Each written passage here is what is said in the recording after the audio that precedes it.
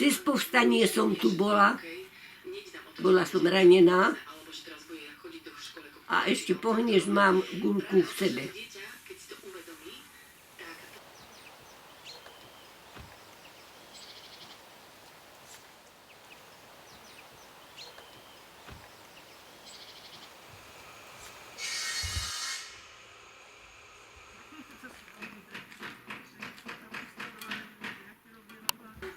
Ako?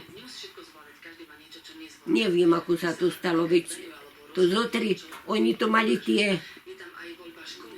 čo si tak klaknú a tak rapkalo, neviem, ako sa volajú tie flinty. Gulomety? Gulomety.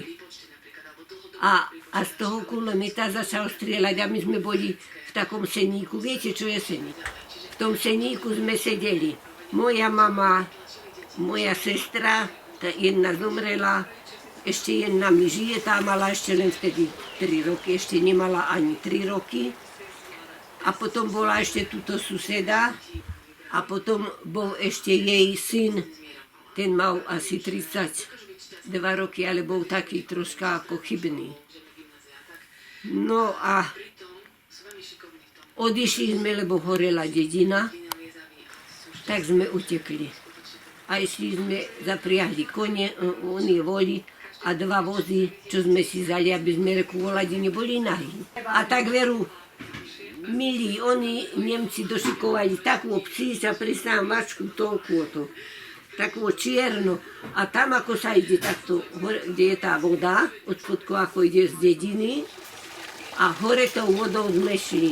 A oni zišli na ten grún, a to psíčatko niesol jeden na rukách. My sme sedeli, pozerali sme z toho štálu, čo začali sme kričať, my sme nie partizáni, my sme ľudia, ktorí sme ostali tu v dedine.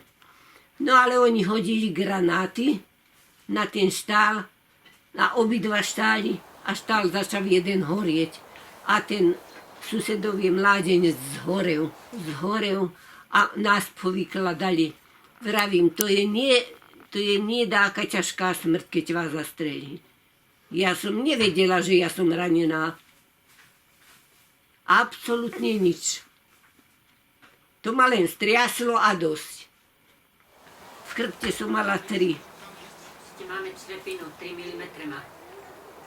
Hej, zabudli vybrať a celý život jej to robilo problémy. A vtedy boli Nemci prví v nemocniciach a takýchto ľudí, no veď, ale vybrali 2. No a potom som chodila, len mi bolo zlé, len ma vše bolelo ako želúdok, nevedela som čo. A 3 deti som donesla. No a keď som prišla posledný raz, to už bol asi na svete aj ten najmladší, už ani neviem. Prišla som do nemocnice, bolo mi veľmi zle, len ma durilo navracanie, len mi nebolo dobre. Z čreva ma všetko ma bolelo. A prišla som tam na rentgen. A bol taký pán doktor, asi mu treba bolo, neviem čo. A vtedy neboli ešte takéto, ako sa rentgeny teraz. Vtedy bol s takou kľukou, čo vám takto buchlo, kde je chorvomesto. No a on ešte ani, on jej nezapel, ten rentgen, a tomu už buchlo.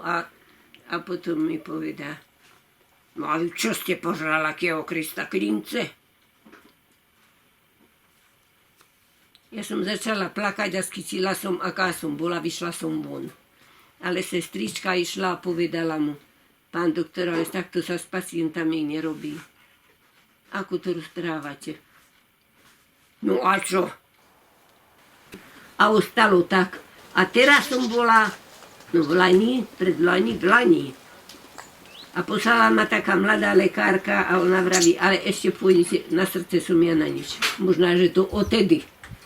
A ona mi vraví, ešte pôjdete na rentgen a potom už pôjdete domov. Išla som na rentgen, z rentgenu som prišla, teraz nie ako, že dakedy, že pikundejú, teraz pošlú si však oným. Teraz nejdeš s oným, s papierami k ním.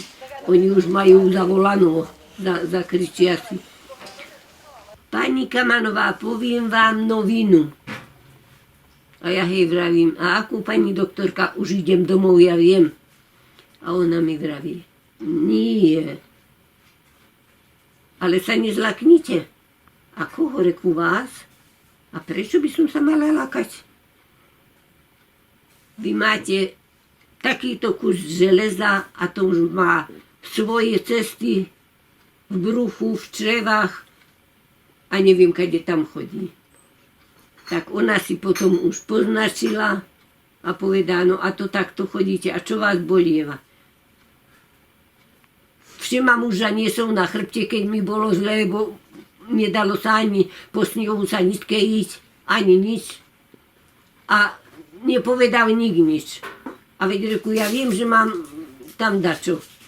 No ale keď mi povedal tak, ako som vám povedala, doktorke, keď som jej povedala, no a to čo bolo za lekár?